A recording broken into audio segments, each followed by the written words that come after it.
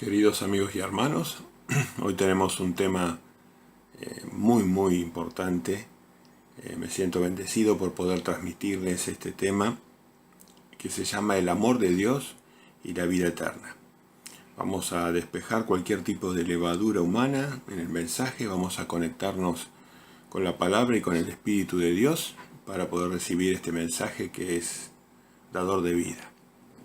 A las personas que compartan este mensaje le pedimos que por favor que lo compartan plenamente. Les pedimos por favor que ayuden a difundir este video, que lo transmitan a las personas queridas, a las personas que uno puede influenciar para bien. También les pedimos que se suscriban en nuestro canal, que nos den like si realmente comparten plenamente el mensaje divino que les estamos dando. Así que bueno, vamos, sin más demoras, vamos a comenzar con lo importante. Durante el ministerio breve de Jesús, de 3 años antes de su cruel muerte, simplemente por predicar los mandamientos de Dios, la voluntad de Dios, él recibía una pregunta recurrente. ¿Cómo hemos de hacer para vivir eternamente, Maestro? Porque justamente es la dádiva más grande de Dios, es una vida hermosa, eterna. Así que hacemos bien en preguntar y asirnos a esa vida, ¿no?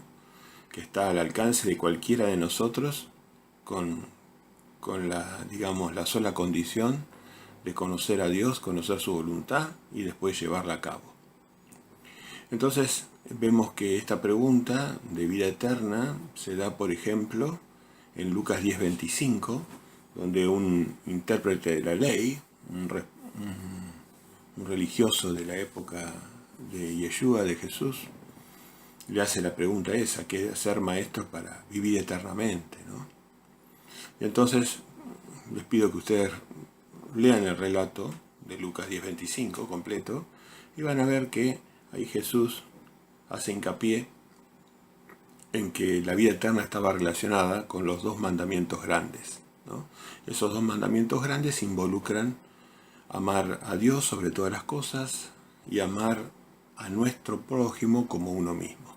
O sea, vemos que hay 3 seres, Dios, nuestro prójimo y uno mismo. El amor es la base de esa ley. También vemos en Mateo 19:17 que hay un joven rico que hace exactamente la misma pregunta, o sea, ¿qué he de hacer, maestro, para heredar la vida eterna? Hace la misma pregunta que el intérprete de la ley, que el religioso. Y se le contesta lo mismo, pero de una manera más amplia. Jesús le dice que la vida está referida a guardar con los 10 mandamientos. O sea, eso explica directamente y sin ningún lugar a duda que los 2 mandamientos más grandes se conectan con los 10 mandamientos grandes. Así que Mateo 19:17 y Lucas 10:25, a través de esa pregunta, que es la misma, ¿qué he de hacer para vivir eternamente?, Jesús dice que guardemos la ley de amor, que se dividía en 2 mandamientos, como las 2 tablas, donde estaban escritos los 10 mandamientos, que guardemos los 2 mandamientos grandes, el amor a Dios y el amor al prójimo, como a uno mismo. Y al joven rico le especifica que la vida está relacionada con seguir los mandamientos. Después, como hemos enseñado en otras enseñanzas, también se puede ampliar esa invitación a la mesa de los perfectos, ¿no? Entonces ahí ya es algo mucho más intenso, pero el escalón inicial, el escalón de poder vivir, la única posibilidad es aceptar la ley de amor de Dios. Con respecto al amor de Dios, del Padre nuestro, en 1 Juan 4:8 vemos que Dios se define o se declara bajo Espíritu Santo como amor. Dios es amor. Y seguimos un poquito avanzando en 1 Juan, vemos en 1 Juan 5:3 que esto es lo que el amor de Dios significa: guardar sus mandamientos. De nuevo conecta de qué forma nosotros podemos amar guardando sus mandamientos. El amor se explica, como decimos, a través de los mandamientos dados a Moisés, que los vamos a encontrar en Éxodo 20 y Deuteronomio 6:4, los 10 mandamientos, que decíamos que a Moisés se le empieza a enseñar el amor de Dios, el amor, lo absoluto, el amor absoluto, a través del respeto a Dios, a uno mismo y a nuestro prójimo. O sea que el amor comienza en la ecuación divina con el respeto por el otro. Sin respeto no puede haber amor. El amor del mundo es distinto, es un amor más relacionado con el dios Eros, ¿no? Con los dioses. El amor es un amor romántico, erótico, ¿no? Pero para Dios el amor comienza con el respeto por Dios, respeto por nuestro Padre, respetar a nuestro Padre, respetar a nuestro prójimo y respetarnos a nosotros mismos. Esos son los mandamientos de Dios. Cuando uno los aplica, logra ese respeto, ¿no? Después Jesús amplía la ecuación del amor, porque Él vino a ampliar, vino a cumplir, vino a interpretar toda la Torá. Entonces ese amor se amplía a un amor ágape, ¿no? Donde ya nos pide un poco más, siempre el Mesías, no solo respetar, sino también entregarse por el otro. Ese es el amor ágape, ¿no? El amor completo de Dios tiene dos partes, Moisés y Jesús. Moisés es el respeto y después se amplía al amor ágape, que es la entrega, ¿no? La entrega por el otro. Nadie tiene, creo que Juan 15:13, nadie tiene mayor amor que este, que dé la vida por sus amigos. Así que Jesús decía que la entrega podía ser la mayor amor y la mayor entrega, que era hasta la vida misma de la persona. Así que, pero sin respetar al otro no podemos vivir. Eso se lo enseñó al joven rico y al escriba, ¿no? Lo vimos recientemente. Después les da un nuevo mandamiento en Juan 13:14, que se amen unos a otros, y lo da como ese nuevo mandamiento, porque es nuevo, porque lo da como señal del pacto con sus discípulos.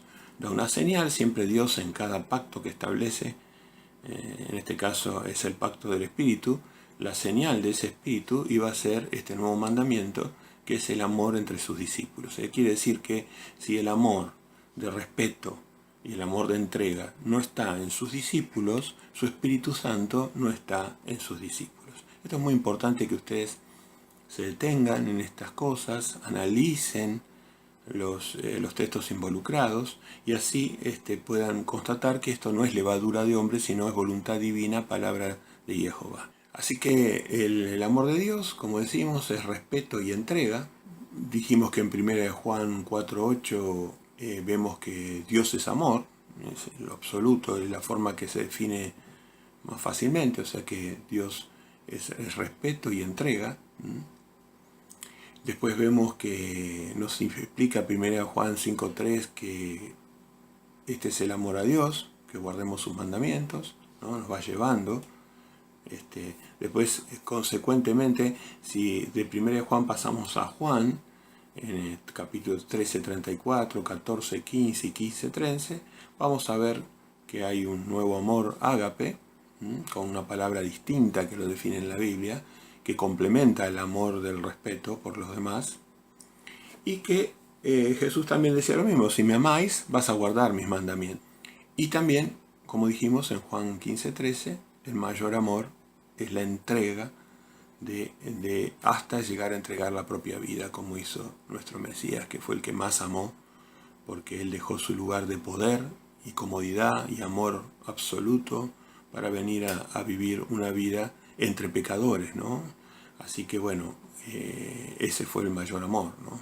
Amor que es respeto y amor que es entrega, el amor de Dios. Jesús también nos dio una gran enseñanza, el Maestro, donde Él siempre hablaba de los mandamientos, obviamente, era arrepiéntanse, Mateo 4:17, era volver a los mandamientos de Dios, el arrepentirse, ¿no? El apóstol Pablo dice exactamente lo mismo con respecto a los gentiles, les dice que se tenían que arrepentir y volver a los mandamientos.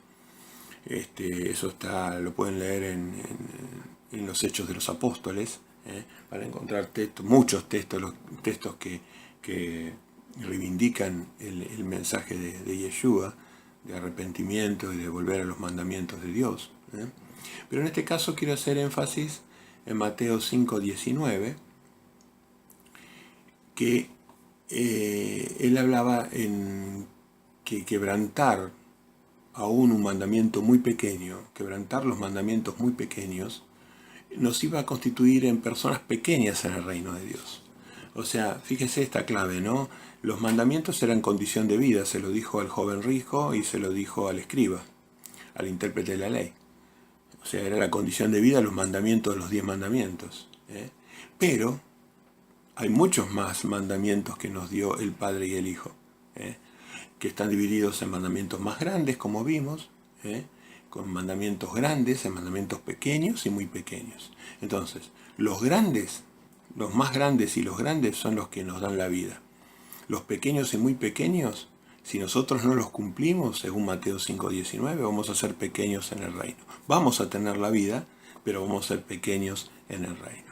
Esta es una importante también visualización de que el mundo de Dios tiene mérito, tiene jerarquía y tiene, digamos, jerarquía y mérito.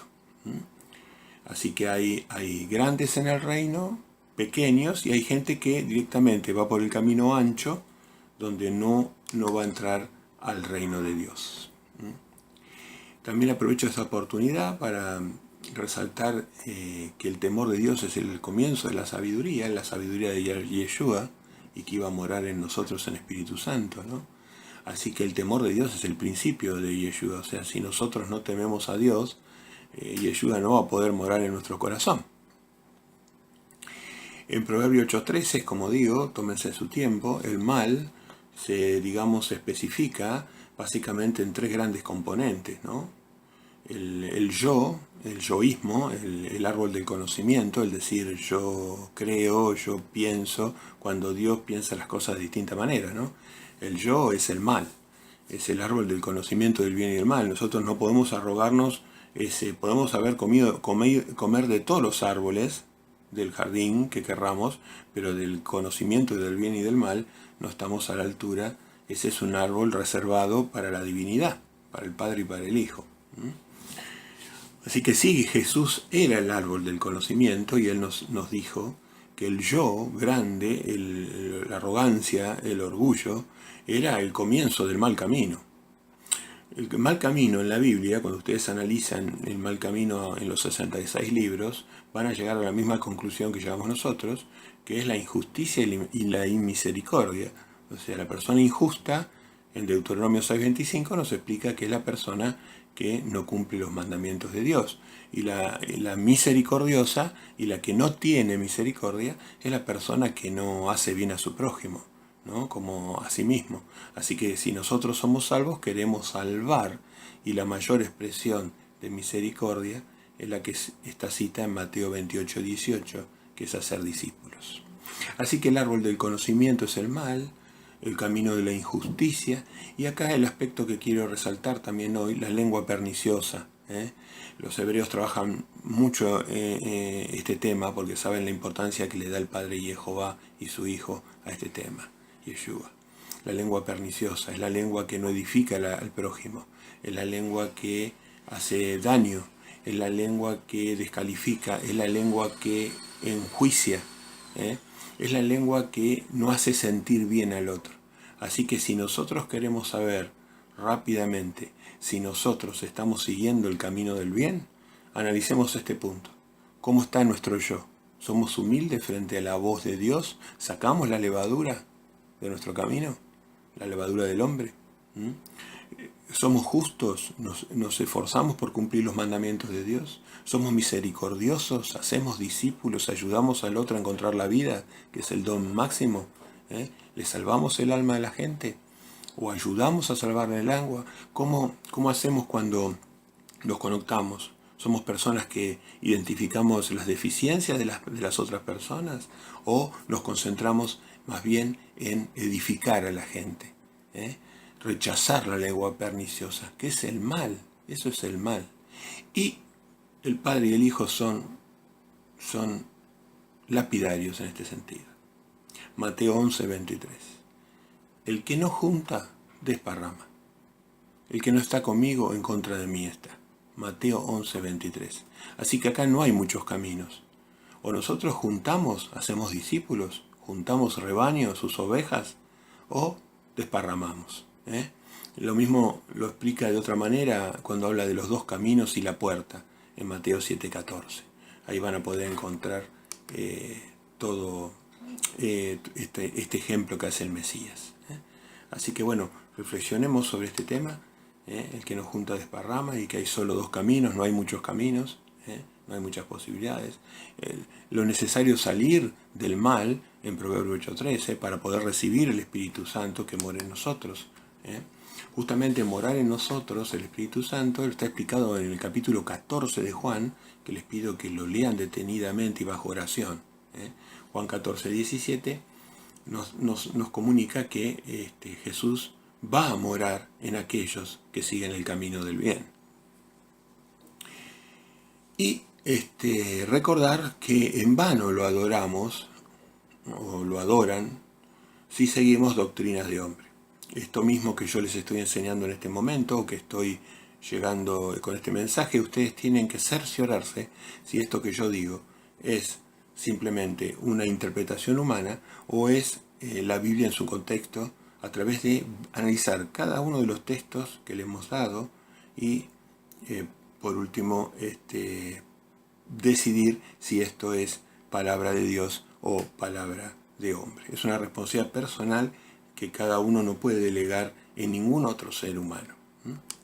Por último, para que no se haga tampoco tan largo este mensaje, quiero destacar el camino del Espíritu Santo, como nosotros, una vez que hemos andado por el camino del bien, hemos recibido a Jesús en nuestro corazón, lo hemos recibido y Jesús está operando en nosotros, cómo intensificamos esa relación, cómo intensificamos la relación o intensificamos el Espíritu Santo.